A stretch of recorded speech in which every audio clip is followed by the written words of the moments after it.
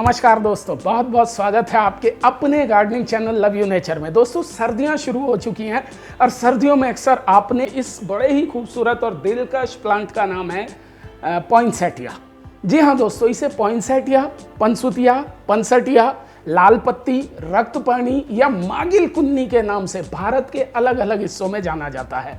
दोस्तों ये प्लांट जो आप देख रहे हैं, इस पर ये चमकीले रंग के इसके फूल नहीं है दोस्तों, लेकिन फूल जैसे ही दिखने वाले वास्तव में ये इसकी पत्तियां हैं जो एक खास समय पर आकर इस तरह से अपना रंग बदलती हैं। पॉइंसेटिया नेटिवली अमेरिकन प्लांट है जिसका वनस्पति नाम यूफोर्बिया पल्चीमेरा। दोस्तों ये प्लांट पूरे साल में ऐसे तो सामान्य पौधों की तरह ही दिखता है, इसी तरह की ग्रीन पत्तियां इसमें रहती हैं, इसी तरह का स्टेम रहता है। लेकिन भारत में जैसे ही सर्दियों के सीजन की शुरुआत होती है, मतलब सितंबर के मध्य से इसकी ऊपर वाली ज़्यादातर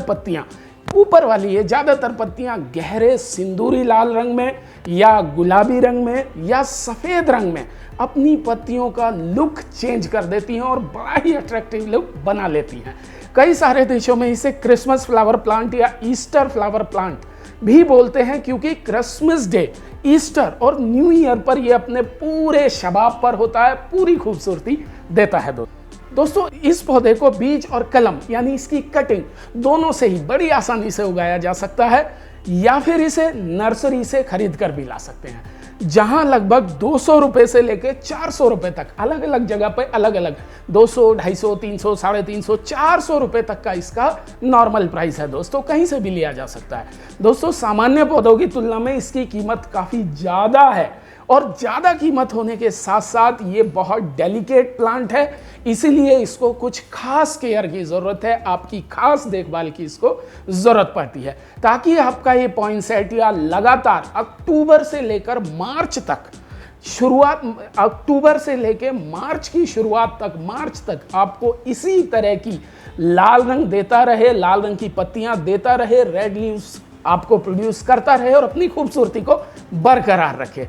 तो दोस्तों आज के इस वीडियो में 5 ऐसे खास टिप्स मैं आपको बताऊंगा, जिनको आप फॉलो करेंगे तो आपका पॉइंसेटिया कभी खराब नहीं होगा, हमेशा अच्छी ग्रोथ करेगा और उसके साथ आपको भरपूर लाल ये लीव्स, रेड लीव्स प्रोड्यूस करता रहेगा और आपके घर, आंगन, चौबारे, बागान उसको गुलजार बनाए रखेगा, एकदम खूबसूरत बनाए रखेगा। इसका जलवा ही अलग होगा दोस्तों।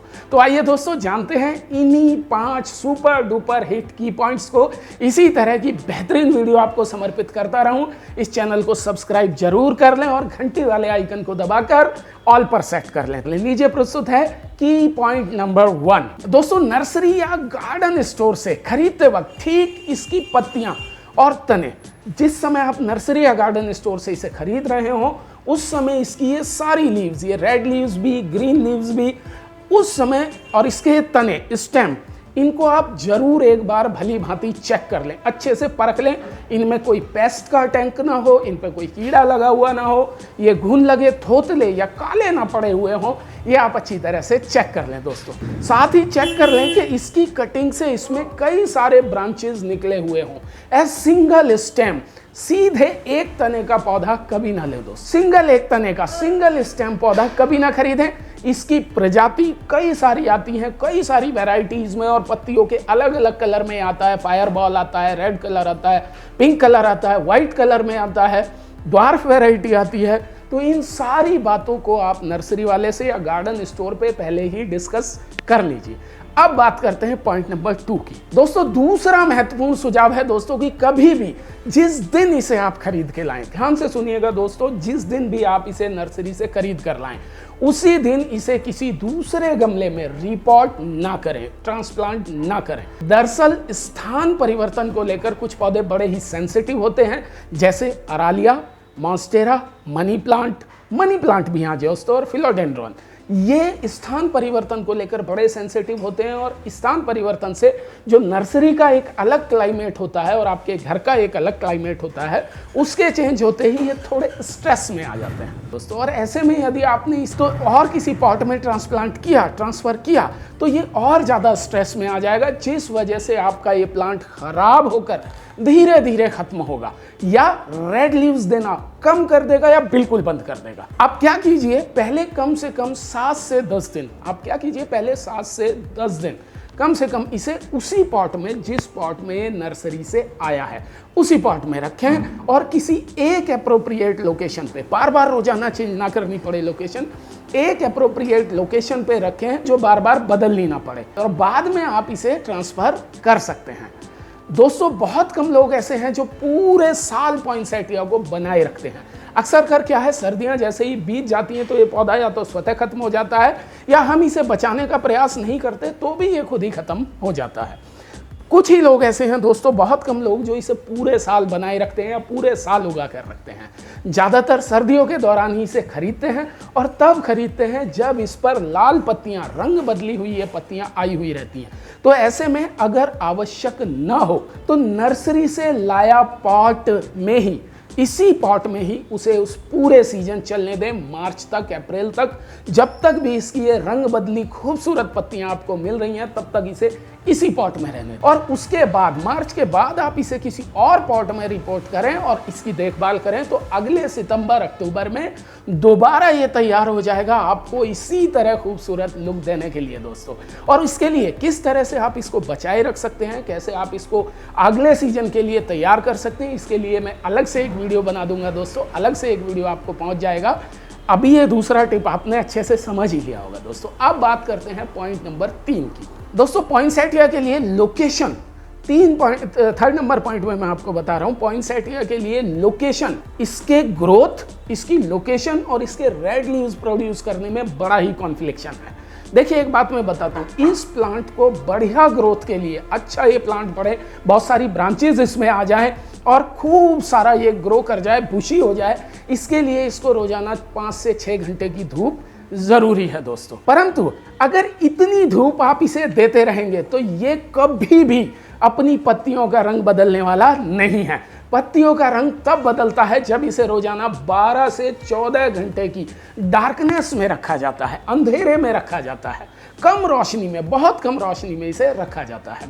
अब ऐसी विवादास्पद स्थिति में क्या करें दोस्तों, किसी ऐसी लोकेशन का चुनाव करें जहां सुबह 2 घंटे, सुबह 7 से 8 बजे से लेकर 10 बजे तक की सर्दियों की धूप इसे लग सके, और फिर शाम की 4 से 6 बजे की, 4 बजे से 6 बजे की 2 घंटे की सर्दियों की धूप इसे मिल सके। बाकी ये ज़्यादातर हल्की, बहुत हल्की रोशनी में रहे और पूरी रात इसे एक डार्कनेस मिल सके, ऐसी जगह इसे रखें। घर की खिड़की पे रख सकते हैं, बालकनी में रख सकते हैं, जहां धूप सुबह शाम 1-1, 2-2 घंटे की इसको मिले और बाकी टाइम ये डार्कनेस में और बहुत हल्की रोशनी में रहे। या फिर आप इसे इंडोर भी रख सकते हैं दोस्तों। फिलहाल इस टाइम पे सितंबर, अक्टूबर, नवंबर, दिसंबर, अगर आप इसे इंडोर भी रखते हैं तो ये बहुत अच्छे से सर्वाइव करेगा और इस तरह की रेड लीव्स, खूबसूरत रेड लीव्स आपको देता रहेगा। अब दोस्तों हम चौथे पॉइंट के बारे में बात करते हैं। चौथे पॉइंट में मैं इसकी वाटरिंग कंडीशन को देखना चाहूंगा दोस्तों। यूं तो पॉइंसेटिया, हल्की नमी, अगर इस गमले में बनी रहे हल्की नमी, तो उसमें ये सबसे ज़्यादा बढ़िया ग्रोथ करता है। लेकिन अगर पत्तियों ने अपना कलर बदला हुआ है, जिस समय आप उसे खरीद के लाए हैं या आपकी पत्तियां बदली हुई हैं, तब इसके पानी देने का, वाटरिंग का जो हिसाब है वो थोड़ा चेंज हो जाएगा और उसी समय आपको बहुत केयर इसकी करनी होगी दोस्तों। अगर पत्तियों ने अपना कलर बदला हुआ है, वो ग्रीन से रेड या पिंक या क्रीमी अपना कलर कर चुकी हैं, तो उस समय पानी को बड़े हिसाब से देना होता है।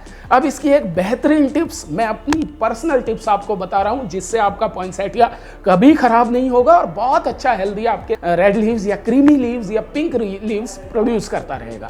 वो क्या है दोस्तों? टिप ये है कि दोस्तों की अक्टूबर में एक हफ्ते में, पूरे अक्टूबर में एक हफ्ते में एक बार, यानी कि पूरे अक्टूबर में 4 बार आपको इसको हफ्ते में पानी देना है। नवंबर में 10 से 12 दिन में एक बार आपको इसको पानी देना है। दिसंबर में मिड जनवरी तक, दिसंबर से लेकर और मिड जनवरी तक, 15 जनवरी, 18 जनवरी, 20 जनवरी तक आपको इसको लगभग 15 दिन में एक बार आप इसे पानी दें। लेकिन जब आप पानी दें तो भरपूर मात्रा में दें, ताकि इस पॉट की सारी सॉइल, अच्छे से पानी डाल, सारी सॉइल, सारा मिक्सचर पूरी तरह से भीग जाए और बाकी जो भी एक्सेस वाटर होगा वो ड्रेन हो जाएगा दोस्तों। इसीलिए इसे हल्की, फर्टाइल, ऑर्गेनिक, रिच और वेल ड्रेन सॉइल में, मिक्सचर में लगाया जाता है, ताकि इसमें पानी का ठहराव ना हो, जमाव ना हो दोस्तों। अगर आपने इसे किसी पॉट ट्रे में, इस तरह से पॉट ट्रे में रखा हुआ है या किसी कंटेनर में रखा हुआ है, तो उसका जो ड्रेनेज वाटर अगर कंटेनर में भर गया है तो उसको भी आप अलग निकाल दें। अगर एक बार इसकी सॉइल पूरी तरह गीली हो गई है तो उसके बॉटम में पानी का ठहराव नहीं होना चाहिए, उसे भी आप जरूर खाली कर दें। और हाँ, एक खास बात और दोस्तों, कभी भी रंग बदली हुई पत्तियों पर पानी ना छिड़कें, ना इसका छिड़काव होने दें, ना इन्हें भिगोएं और ना ही इन्हें कभी नहलाने का सोचें कि हम अपने प्लांट को पूरा नहला देते हैं। इस मामले में ये प्लांट बड़ा ही नाजुक है। रंग बदली हुई पत्तियों पर पानी की बूंद गिरते ही पत्तियां काली हो जाएंगी और उसी जगह से जल जाएंगी दोस्तों, और आपकी ये पत्तियों का जो लुक है वो खराब हो जाएगा। तो पानी का छिड़काव या पानी के इस प्लांट को पूरा नहलाने के बारे में बिल्कुल ना सोचें। यदि पत्तियों पर धूल जमी हुई है तो आप क्या कीजिए दोस्तों, इस तरह से आप कॉटन मतलब रुई का एक छोटा सा पीस ले सकते हैं और आप इस तरह से, मैं आपको दिखाता हूँ किस तरह। बाकी ये जो ग्रीन लीव्स आप देख रहे हैं, इन ग्रीन लीव्स पे अगर आप पानी भी डाल देंगे कोई नुकसान नहीं है, गीले कपड़े साफ कर देंगे कोई नुकसान नहीं है, लेकिन रंग बदली हुई पत्तियों पर पानी का छिड़काव, पानी का इस्तेमाल इनको नुकसान पहुंचा सकते हैं। दोस्तों अब हम बात करते हैं पॉइंट नंबर 5 की। लास्ट पॉइंट मैं आपको बता रहा हूं दोस्तों फाइनल टिप के बारे में, और ये है फर्टिलाइजर या खुराक। इस पौधे को आप लेके भी आ गए, लोकेशन भी चुन ली, वाटरिंग कंडीशन भी आपने देख ली, लेकिन लास्ट पॉइंट मैं बता रहा हूँ पॉइंसेटिया की खुराक के बारे में, इसके फर्टिलाइजेशन के बारे में। इसको फर्टिलाइजर या खुराक क्या दें और कैसे देंगे अपने पॉइंसेटिया को, ताकि सर्दियों के सीजन में भरपूर इसमें रंगीन पत्तियां मिलती रह सके। दोस्तों ज़्यादा बेहतर तो ये है, ध्यान से सुनिएगा, ज़्यादा बेहतर तो ये है कि जब पॉइंसेटिया ब्लूमिंग पे हो, मतलब इसमें ये क्रीम, रेड या क्रीमी पत्तियां आई हुई हों, सुंदरता इसकी बरकरार हो, अक्टूबर, नवंबर, दिसंबर और जनवरी में, तब आप प्लांट को किसी भी तरह का कोई फर्टिलाइजर ना दें, बिल्कुल ना दें।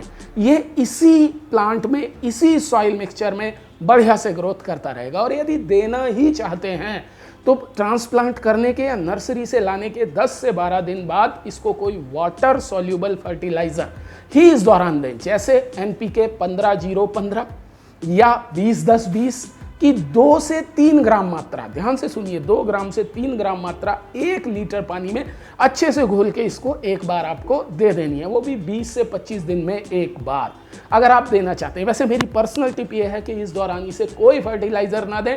हाँ, एक कमाल का और फ्री का फर्टिलाइजर मैं आपको बताने जा रहा हूं, जो इसके लिए बहुत ही अच्छा रहेगा, बहुत उम्दा है और इसकी ग्रोथ को बहुत अच्छे से मेंटेन करके रखें। और वो नया फर्टिलाइजर क्या है दोस्तों, मैं आपको बताता हूं। दोस्तों ये वुड ऐश, जो आपने सुना होगा, वुड ऐश, लकड़ी की जो राख है, अगर पॉइंसेटिया में ब्लूमिंग के दौरान यूज करें, आप क्या कीजिए, हर एक 15 से 20 दिन में 1 चम्मच वुड ऐश लकड़ी की राख को 1 लीटर पानी में घोल लें, अच्छे से घोल लें दोस्तों।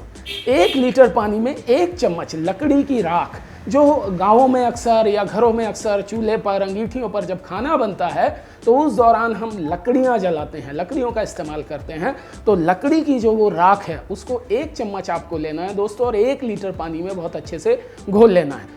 इस लकड़ी की राख को दोस्तों 1 चम्मच 1 लीटर पानी में लेने के बाद में आपको इसे प्लांट के पॉट में इस तरह से डाल देंगे। ये फर्टिलाइजर आपके पॉइंसेटिया को एक बहुत अच्छा न्यूट्रिशन देता रहेगा, क्योंकि राख में, वुड ऐश में दोस्तों 0:1:3 के अनुपात में NPK वैल्यू होती है, और साथ ही calcium, magnesium, boron, zinc, micron जैसे न्यूट्रिएंट और ट्रेस एलिमेंट भी होते हैं। तो ब्लूमिंग के टाइम पर पॉइंसेटिया को हर 15 से 20 दिन में आप ये फर्टिलाइजर दीजिए। तो दोस्तों आज के वीडियो में बस इतना ही। बाकी पॉइंसेटिया जैसे महंगे प्लांट को बीजों से कैसे ग्रो कर सकते हैं, कलम या कटिंग से कैसे ग्रो कर सकते हैं, और कैसे इसका बेहतर रख रखाव ब्लूमिंग के बाद हम रखेंगे ताकि अगले सीजन के लिए इसे तैयार किया जा सके, इसके लिए एक अनदर वीडियो में बहुत जल्दी आपको समर्पित करूंगा। तब तक के लिए लेता हूं आपसे इजाजत दोस्तों, बहुत बहुत धन्यवाद, नमस्कार, हैप्पी गार्डनिंग।